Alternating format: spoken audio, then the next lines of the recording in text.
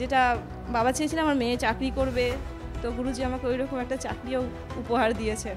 আমার নাম দীক্ষা নেওয়ার কিছু দিনের মধ্যে আমি চাকরি পেয়েছি, সরকারি চাকরি করি আমি স্বাস্থ্য বিভাগে চাকরি করি।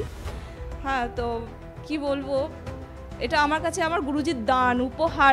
আমি গুরুজির উপহার ভাবে, যেটা আমি কোনোদিন ভাবিনি। আর এমনই মানে অশেষ দয়া হয়েছে গুরুজির, বলতে পারবো না।